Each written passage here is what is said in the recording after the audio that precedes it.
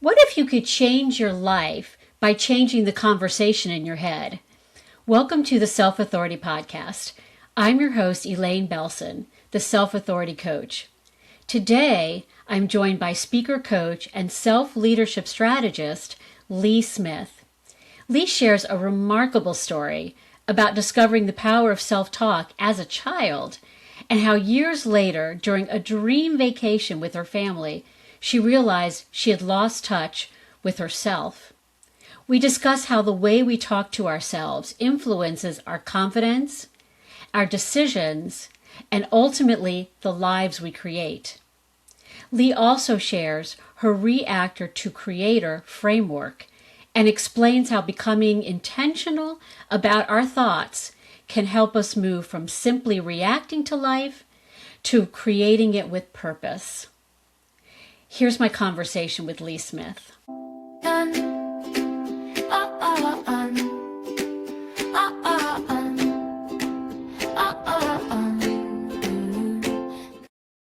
So, Lee, thank you so much for being here. As you know, we talk about self-authority, and I understand that you have a story that you wanted to share with us that's related to that. Absolutely, yes. Thank you so much for having me, Elaine. I'm really excited to be here today with you and with the audience. I have learned in my 30 years of personal development that we have 60 to 80,000 thoughts that pass through our mind day in and day out. They Wow, work very similar to our breathing, right? We don't think about our breathing until we think about our breathing. We don't think that's about our right. heartbeat until we think Mm-hmm. about our heartbeat. And it's Yeah. like that with our thoughts. And what's amazing is that 85% of the thoughts that we have today are the same ones that we had yesterday and the day before that and the day before that. So Mm. if we are not aware of what those thoughts are, we might not be aware that 90% of those repetitive thoughts are running on a negative loop. And then we Right. wonder, why does our inner critic tell me I can't do that? I'm not good enough. I'm not ready for this. And the story behind this for me is when it's like, gosh, do I go back to my childhood or do I go back to about 10 years ago? And I'll touch on both because Yeah. when I was a child, as the oldest of three siblings, in being the oldest by considerable 8 years, I would entertain myself by looking at a mirror. And Oh, because I knew then that I could see everybody else's faces around me, but I can't see my own face unless I'm looking at a picture or I'm looking in a mirror, right? So I was very curious about that. What do I look like? And it wasn't really a vanity aspect, it was genuine curiosity. right. And one of these times that I was staring at myself, I noticed my face morphing and it took the shape of my dad's face. And I thought, oh, well, that's interesting. And then along with that came my dad's voice, where he would say things to me like, Lee, you're such a good girl. You're so amazing. You're a little leader. And I thought, oh, okay, I like that. Well, if I can see my dad, can I see my mom? And so I shook off the image of my dad and I looked at myself again. And then I stared until, yep, there it was. I could see my mom's reflection. And then her voice came into my head. And my mom, wonderful mother, but she's her classic tiger Asian mom, where she would say, when are you going to be good enough? Why can't you be like so and so? You Mm. should have known better. You're smarter than that. And I thought, oh, okay, yep, there's mom. And I don't know, if I really like that voice. And then I got Right. really curious and asked myself, well, do I have a voice? So then I looked at myself again in the mirror and I sat there in stillness and silence and I waited. And then my own voice popped up. And my voice said to me, Lee, you are lovable and capable, and you are such a good friend, and you are a lot of fun. And I thought, oh, well, I like the sound of my voice and I like what my voice is saying to me. So then I became intentional about that self-talk. How I'm old were not you at perfect that at time? it. I was 7. I was 7. Wow.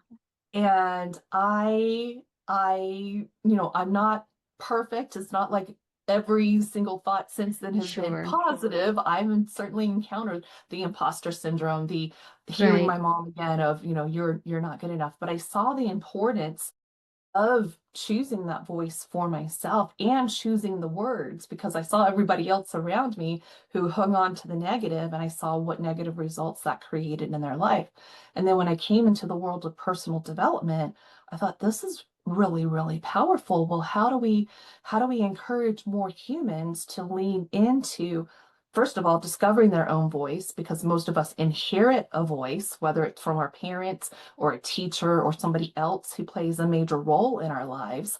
And how do we tune into who we really are? So that brings me into my adulthood, when about 10 years ago, I caught myself in a self-talk conversation where I realized I was in the abyss of a depression, and recognizing that is not where I wanted to be. Mm-hmm. And to understand like that point that happened, understand the environment I was in. I was standing on one of the beaches of Hawaii. I was there on a 23-day vacation with my family. All of Wow. us were experiencing Hawaii for the first time. We traversed across the four major islands. And 23 days meant we had 22 sunsets.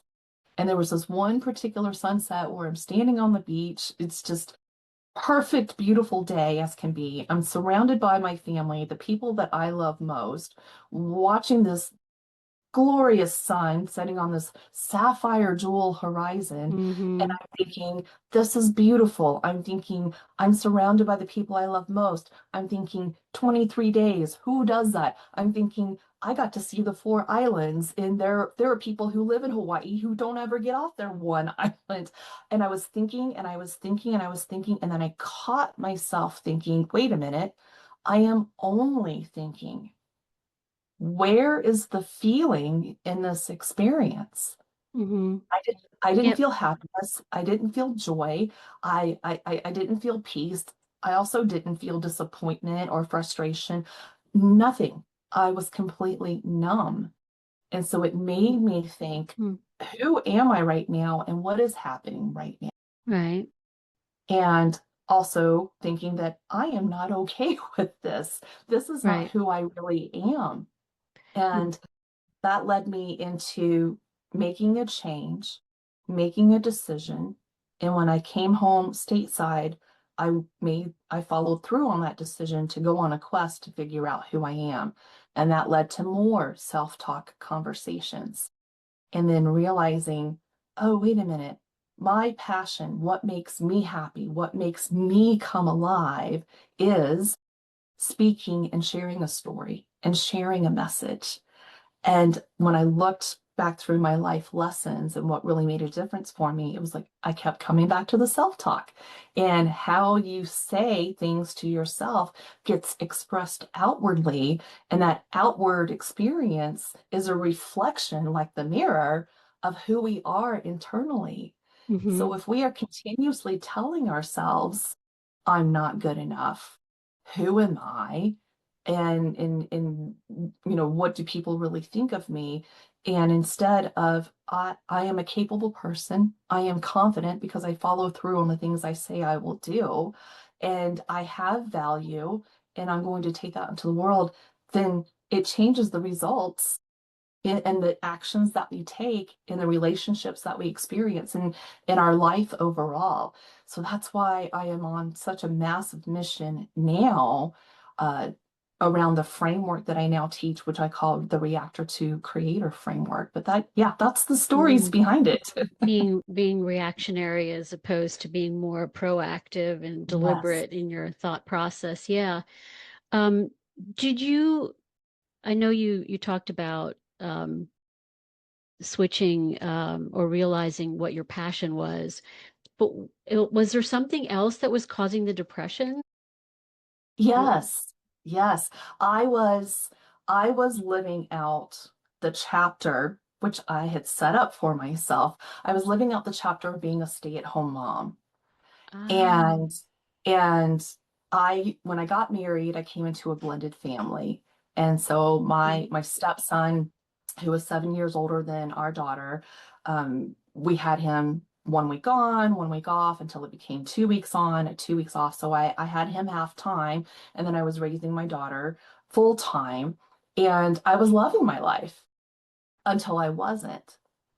And the reason I wasn't was because I stopped being present in those moments. I got caught up in the what we call the mundane, right? The never-ending cycles of dishes and laundry and meal Problems. planning and carpooling. Not really Mm-hmm. problems, but the day in and day out of Mm-hmm. that life. And Mm-hmm. maybe there's an entrepreneur, or maybe there's a C-level executive who is also getting caught up in the mundane. They wake up in the morning, they do their commute, they clock in, they do the task, they clock out, they go home, they sit on the couch, or they have the dinner, or now they're busy carpooling their kids. There's a day in, day out to our lives, right? Yes. And if we're not paying attention, then we stop being present, and then that automation can become our dread. And that's where we hear about, like, oh, it's Monday again, or yay, it's Friday. And it's like, really, it becomes so rote. And so that depression happened because of so many factors at play. But if you want to get down to the real root cause, it was I stopped being present, and I was just reacting to the moment to moment to moment. I see. And when I came home and I made the decision of, like, wait a minute, I'm going on a quest to remember who I Mm-hmm. am. Right. Because what label was on me other than stay-at-home mom, right? Stay-at-home Right. mom, stepmom, wife, daughter. But who was Lee? Who is Lee? And when I became present again, and I found laughter and I found my joy, that's when my 7-year-old self came dancing through my heart and my mind. And she said, hey, remember how we like or really love public speaking? Let's go doing that. And I thought, oh my gosh. And that took me to one of my favorite quotes, which is by Howard Thurman. And he says, don't ask what the world needs. Ask what makes you come alive. Mm. Then go do that, because what the world needs is more people who come alive. Mm-hmm. And that's why I do what I do. And now, yes, I do what I do, which is the speaking, but in the speaking and in the work that I do, my intention is to find what makes the person I'm working with, what makes you come alive? What is it that makes you happy? Do you know that? Because then you create upon that, and that plays into my Reactor creator Mm-hmm. framework. Is it okay if Right. I share that with you real quick, Elaine? Yeah, yeah. Go ahead. Thank you. So I'm putting up Scrabble letters, and they form the Yes. word reactor. So that was Yes. me that day on the beach, reacting to all the things. Like, I had some ideas of goals and visions for my life, but I felt like I was putting out fire after fire, whatever the demands, the expectations, the distractions, situation by situation, right? And so some things I was doing right, other things I was just trying to get it done, but I was stressed and overwhelmed, and I felt like the letter C in Reactor, where the letter C is stuck in the middle of all the things. And Mm. what I get to do with my work is say, well, let's take you out from the middle of all those things, and taking that moment to recognize your Mm. amazingness, your brilliance, and then put Right. yourself first. So that Yeah. instead of in the middle of all the things, you put yourself So, first, so for those and who it can't see transforms. what Lee is doing is she pulled the C out from the middle of the word reactor and put it toward in the beginning of the whole word, and then it created the word creator. That's Exactly. amazing. So then when you put yourself first, it's not Yep. selfish. It is truly essential. And it's not just It self-care. is essential. It is asking yourself what makes you happy, what makes you come alive. And when you do that and put yourself first, you see what matters, what is priority. That is taking self-authority and Hmm. Yes. owning your day, owning your week, owning your life, owning your business, so that you are living life on your terms. And now you are creating that morning, you are creating that business, you are creating that family, creating that relationship on the way that you want to be showing up in life. And that's what is so important. And so that's the transformation. That's, that's a visual of the concept, but I also teach that as a tool. So when things are not going the way that you want them to, taking a step back and asking yourself in that moment, am I being a reactor or am I being a creator right now? And by being a creator, it's creating the best response or creating the next situation. So now you're making that better decision for yourself and for the good of everybody else around you. And that's where we create the change in the results. Because a reactor, we're like, oh, why aren't things going my way? Yeah. And we feel like, oh, well, I don't have the luck. And it's like, okay, but what are you truly creating? And so it's taking a look at yourself, taking that responsibility, stepping into the self-authority, and then doing the best next thing. Wow. Yeah. So somebody that's going through that, right, and just sort of feeling like they're just kind of going through all these different responsibilities or obligations that they feel that they have, how does one turn that into a situation where they feel like they're in control of it? Yeah, yeah, it's well, accepting the truth of the illusion, which is there really isn't anything we can control. We want that sense of control. And what we do have is a power of choice. And in any given moment, we can take that millisecond to several minute pause and look at, well, I can choose to react or I can choose to respond. Mm-hmm. And then making that decision, well, how do I want to show up in this moment?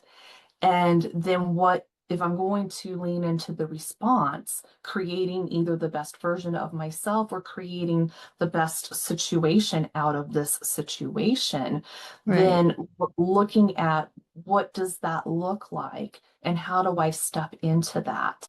And then go and do that.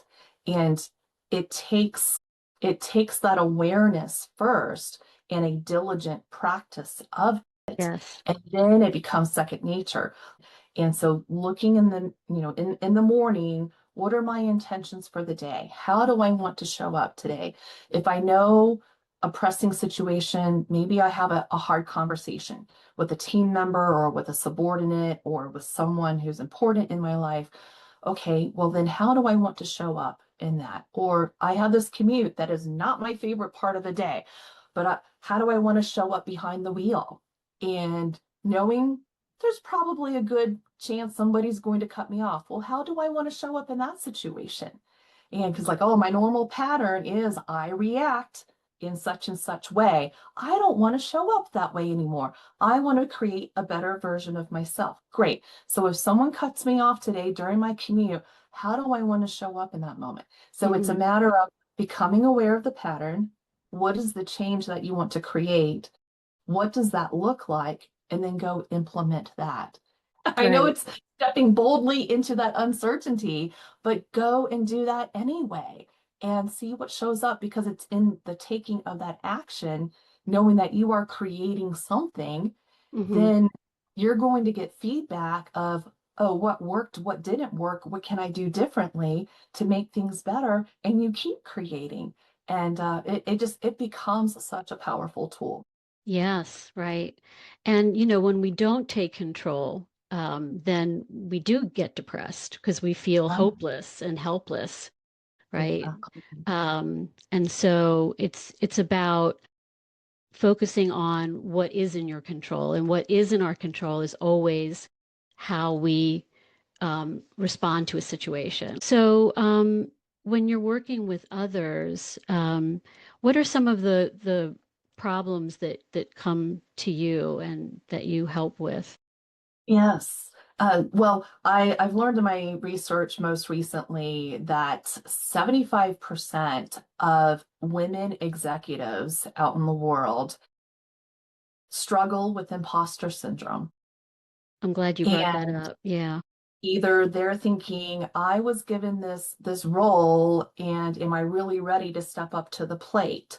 Or I'm not fully owning this role because maybe it should have gone to somebody else, or whatever happens to be. And so now they're hesitating in their decision making, or they're playing small, or they're getting caught up in analysis paralysis because they feel like they are a perfectionist. And they're like, Mm-hmm. well, if I don't show up perfectly, well, then I'm a failure. And it's like, none of that is true.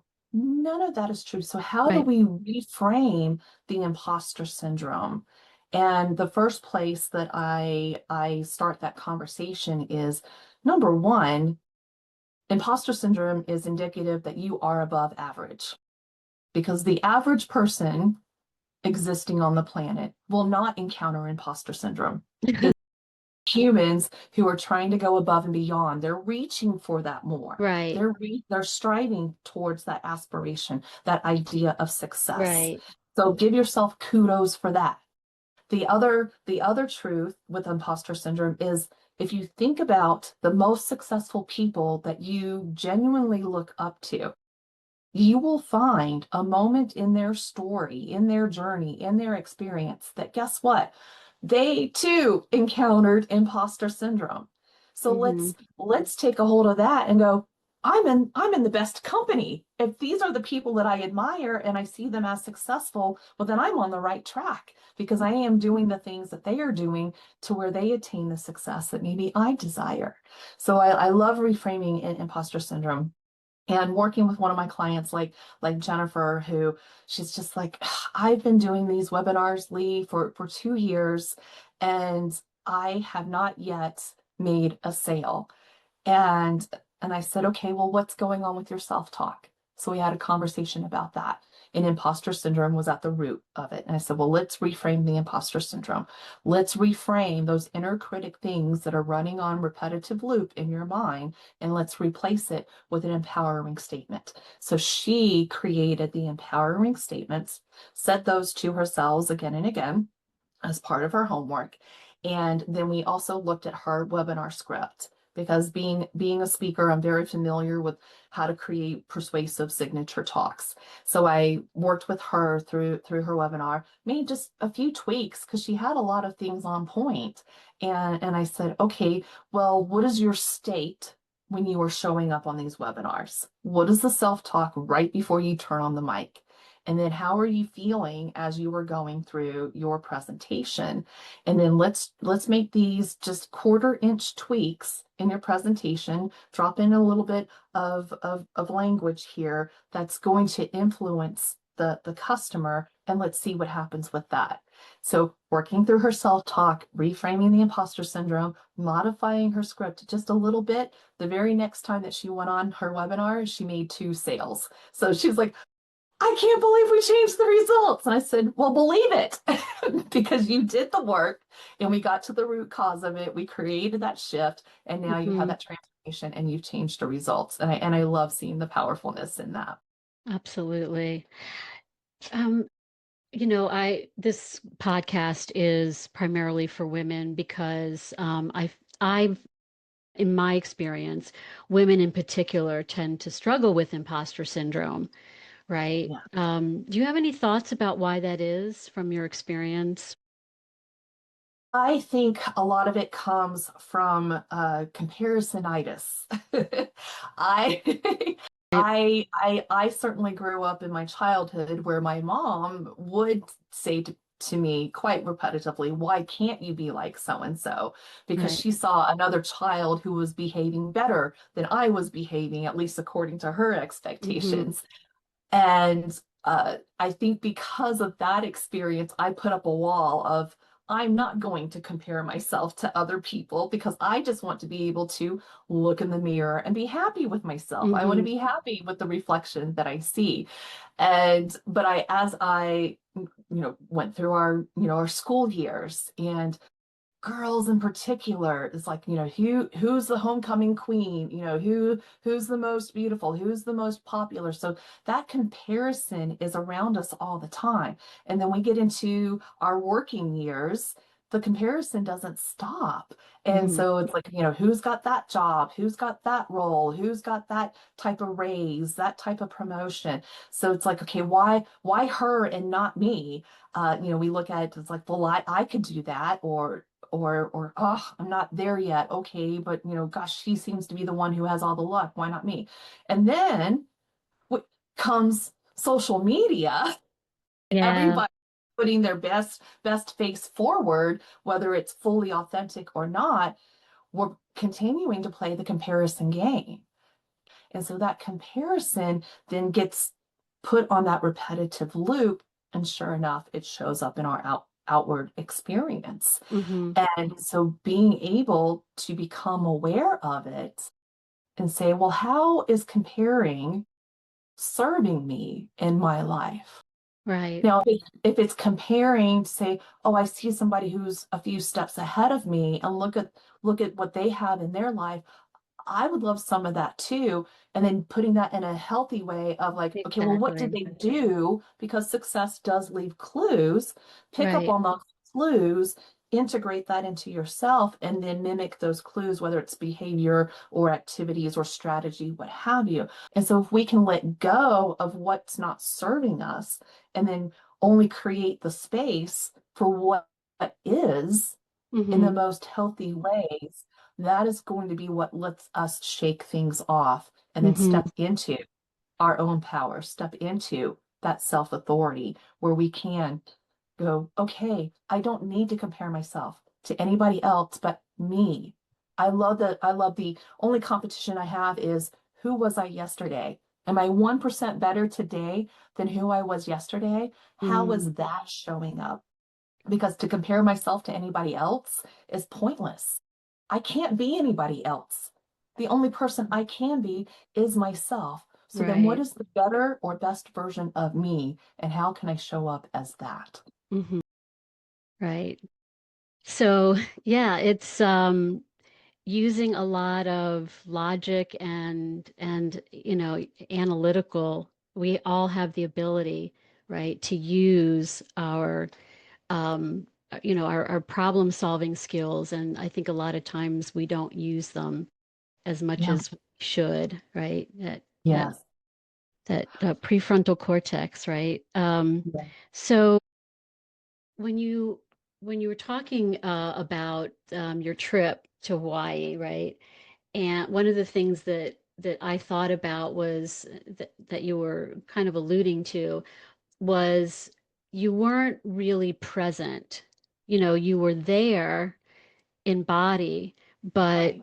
right, but do you talk about that at all with your clients about the importance or value of being present and how that ties Yes. into everything? Yes. Yes. Because really all we have is the right here and now. The moment we're in, that's right. That's the only moment we But can control, right? we can't change the past. The future, our very next heartbeat, our very next breath is not guaranteed. So all we have, truthfully, is the right here and now.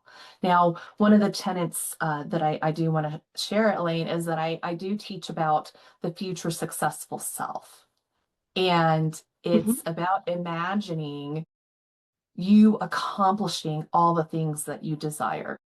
And it can be the material things, it can be the accolades, it can be the revenue that you want to have in your bank account. Whatever success looks like to you, that's not up for me to determine. That's specifically to you. But whatever success means to you, what does that look like? And really looking at your successful self. And it could be what does her health look like? What is she doing in the world? What are her relationships? Where is she living? How does she wake up in the morning? What does she believe about herself? What clothes does she wear? Who are her friends? What does she do for fun? All of those aspects, try to see as specifically and as vividly as you can, then embody the feelings. Because when you're living that success, what does that feel like? And when you can feel that and then go into when she has accomplished all of those things, what does she believe about herself and believe about her life? And it's from that place that I help my clients form their affirmations and then they say those affirmations now.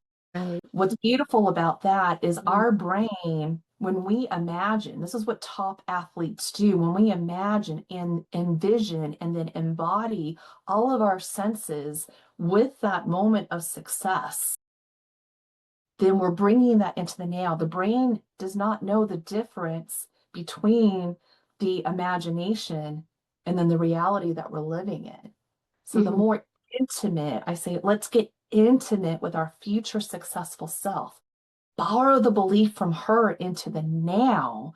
And that's where our affirmations become more powerful because we can start behaving like her now. What's to stop us from that? Right.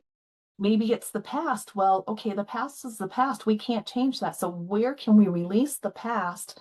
Let's get intimate with our future successful self, borrow those beliefs, borrow those behavior patterns, do that now, and you'll start closing the gap between that future and where you are presently. Because the other fun thing is our brain doesn't know time unless we tell it. What time is it right now? Oh, it's quarter after. Okay, but otherwise, our brain doesn't know time. So when we step into that imagination, it becomes so, so powerful. And like, I think it, I believe it, and I achieve it. And it's like, yes, this is what happens. And this is what allows us to get out of the comfort zone and get Hmm. out of analysis paralysis. And we go and we do the thing. Right. It, one of the things that I talk about in self-authority is the importance of being able to self-validate, right? Yeah. And what I find is that a lot of times, and I'm sure you've seen this many times over, right?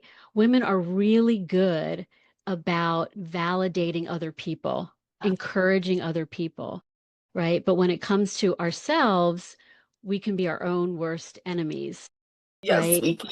So one of the things that I talk about with self-authority is being able to access the ability to reason and acting in our values. Because when we're talking to other people, that's what we're doing. We're accessing our ability to reason and our values. When we're talking to ourselves, it's usually from a place of fear and insecurity. So Right.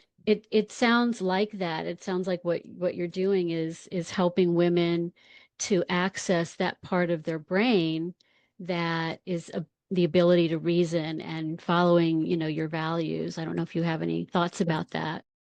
Yes, yeah. So, your previous question was about, being present and the importance of that. And Yeah. it's like, yes, be in the here and now, and then borrow the magic from the future success Right. self. And then in the here and now, I go back to what I did as a little girl. It's looking myself in the mirror, right? And it's not looking. I try to make sure it doesn't become a vanity point, right? Oh my gosh, there's another gray hair. Look at that fine line. Oh, there's another age. It's like, no, no, no, Mhm. no. That's not the work we're doing. The work we're doing in the mirror is, can I see myself human to human as if I'm looking at another person? Yeah. And what do I admire about her? Right. And and really getting into the work through that reflection, that mirror work, really getting into a foundation of self-love. And because if we can take our self-authority from that self-love, we'll notice that the inner critic becomes less and less. Maybe right now, if you're not being present, if you are reacting to your day to day, it Hmm. feels like that inner critic is just loud and just like bombarding us. And it's like, and you don't want to hear it, but what are you giving your brain to listen to then? And that's where the mirror work becomes so important because number one, can you look at yourself eye to eye? And then because I have clients who have not been able to do that. And I said, okay, well, that's our first step. You need to be able to make eye contact with yourself. And then can you see yourself for the human that you are? Again, not that vanity aspect, but seeing yourself that, hey, you are amazing and you are brilliant. Okay, great. Let's step into that. And then take a look at what I do with my clients. I call it the G3, where that you have genius, you have gifts, and you have greatness within you. And it's a Oh, unique combination that makes you you. So when you can see that inside of yourself, you can look at yourself with respect. You can look at yourself with that integrity. You can look at yourself with that authority and step into that. And when you can see yourself human to human, it allows you to really empower that being present in the here and now, see yourself for who you truly are, that Right. you matter, you are a miracle, you do have something to offer to the world, Mm-hmm. and then using that as the foundation for the self-talk that empowers you. And you're like, okay, and it's not an arrogance. I think sometimes people wonder about that. It's like, well, if I am thinking confidently, or I am proud of myself, or I'm thinking good things about myself, doesn't that make me arrogant? No. Do you know how many people don't own their truth? Mm-hmm. They're only owning their labels. I'm a CEO. I'm an executive. I'm an entrepreneur. What Mm-hmm. if, who are we without the labels? If we can see ourselves in that mirror without the labels, Mm-hmm. and then love ourselves from that aspect, build our self-talk based on that, Mm-hmm. then that allows us, like, makeup is not supposed to just cover our face, right? Makeup is supposed to enhance the beauty that's already there. That is the power of the empowering self-talk, that it enhances the beauty that's already within us. And now we get to express that in the outer world. And that can't happen if we don't become present in the moment, if we can't lovingly look at ourselves in the mirror and then change our self-talk to align with that. Right. And it, like I said, it also forces you to be more objective, doesn't it? You know, Yes, look at yourself more objectively, the way that we tend to look at other people, exactly. right? Uh, Yes. Um, so one of the things I also find with women is fear of fear that if they stop being hard on themselves, that they will fail. Like they need to be hard on themselves in order to succeed. Um, Even though, again, they would never give that advice to somebody else, but that fear is real. Um, Sure. and I think it stems from fear of rejection, fear of failure, Yeah. and this feeling like I can't just be myself, right? Right. Um, and so do you come across that? And how do you help with that? Yeah, definitely. That reminds me of my client Heather. And oh gosh, the first few sessions that we had together, I needed to just hold space for her because she was so hard on herself. Mm-hmm. And then I would get to the root cause of that. I needed an understanding of, where is this being hard on yourself coming from? I Right. know for me personally, being hard on myself came from my tiger Asian mom. The bar was set so high, and I had responsibilities as the oldest of the three siblings. I had the responsibilities culturally as being the oldest daughter in the family. And maybe some of that came from my mom, but even to this day, I know I have high expectations of myself because I want to live so much life. So I know that through personal experience, and in what I do presently for myself, it's raising my own standards. It's not about being hard on myself. It's asking myself, what are my standards for living? I have moved away from perfectionism into excellence. Excellence is not perfect, but Right. excellence is doing the best that I can with what I have. And Right. so that's, it was coming from that I worked with Heather, and we shifted her from being hard on herself. Her inner critic, my goodness, was just really overbearing, very overbearing. And so we Yeah. had to get to the root cause of that and then take a look at, okay, how is being hard on yourself genuinely serving you? And Mm-hmm. recognizing that it wasn't. Good Great. point. Okay. Then how do we look at, what are your standards, Heather? Getting Mm. specific.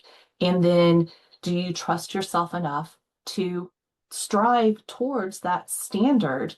And what are the protocols psychologically, emotionally, spiritually that you are going to set up for yourself, that if you fall short, it it You're not going to shame, guilt custom. You do not have permission. We women, we feel like we need Right. permission for everything, right?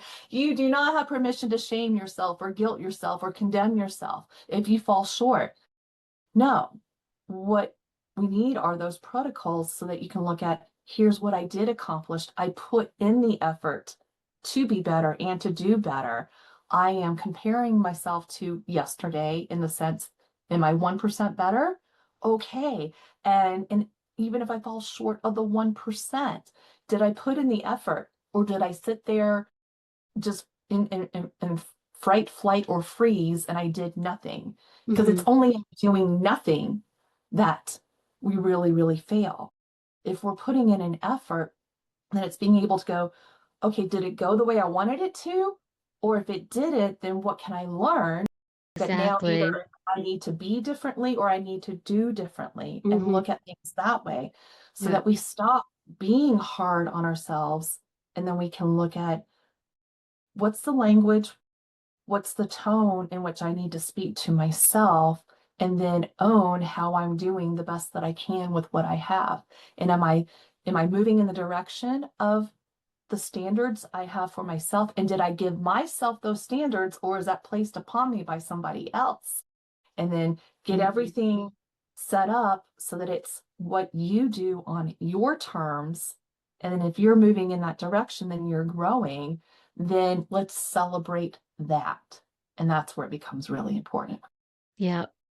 Yeah, and I like that too, that because part of self-authority is also what I call embracing your mistakes or your humanity, right? And Yes. there's nothing to be gained by being hard on yourself or beating yourself up. It's Right. through learning, right? Through Yeah. asking yourself, okay, what went well, what didn't go well, what can I learn from this experience? Because if you really want to change or fix something, that's how you're going to do it. Right. Yeah. Well, um, Lee, thank you so much for this. Do you have any parting words? What would you like women to take away from this? Yes. Oh, absolutely. Well, what I am passionate about is getting to the root of the self-talk. And I'm so passionate about rewriting your self-talk. And I put together a 5-minute reset, and the audience can find that at rewriteyourselftalk.com. And it's a 5-minute reset, a very simple PDF that puts together phrases that we typically say to ourselves. And I have it on a left-hand column, and I say, don't say that. And it's all those typical negative things. And then on the right-hand side, I have say this. So I give you that positive reframe. And this is a tool that you can start off with and go, oh, well, do I like what Lee is teaching? Do I want more of that? You can print off that sheet. You can have it at your desk side. And so when you catch the thought, you're like, oh, wait, what am I going to reframe that to? You have the guide right there for you. It also works very well as a cell phone wallpaper, so that you have your cell phone with you at all times, so that at any moment you catch the thought, you look at it real quick, like, oh, this is what I'm going to say to myself now.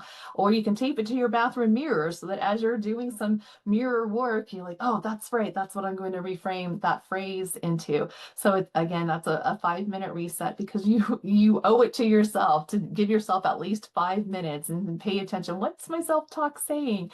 And is it serving me in the best possible way? So again, you can get that at rewriteyourselftalk.com.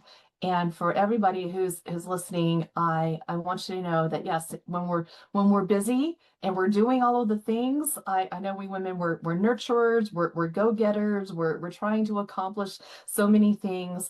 But then I want to challenge you, are you being present in the moment? Where can you be more present? Can you minimize the comparisonitis? Compare yourself only to yourself. Who Hmm. you were yesterday. Are you 1% better today than who you were yesterday? Can you look at yourself in the mirror and do that with genuine self-love, like you would pour love into your favorite person on the planet?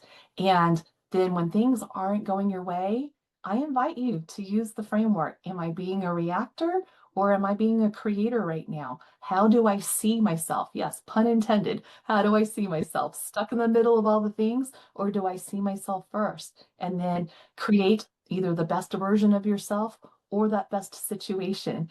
And if you found value in this conversation today, I invite you to take advantage of that free gift. And that's the beginning of the conversation. And I would love to have more of that with you. That's great. Thank you so much. And I love how you said you owe it to yourself to take those 5 minutes, right? Yes. I think that's an easy ask. So thank you so much for all of this. It's really a wonderful framework, and I think that the audience will get a lot out of it. So thank you so much. Thank you, Elaine. Thanks for listening to the Self Authority Podcast. We spend so much of our lives listening to other people's opinions that we rarely stop to ask, is this even my voice? That's what I loved about Lee's message. Self authority isn't about becoming someone new, it's about recognizing the difference between the voices you've inherited and the one that's authentically yours. If this episode resonated with you, be sure to like and subscribe and share it with someone who you think would benefit. You can learn more about Lee Smith, her work, and find the link to her free 5-minute reset in the show notes. Until next time, remember, self-authority begins when you stop looking outside yourself to decide who you are. Well, I'm happy.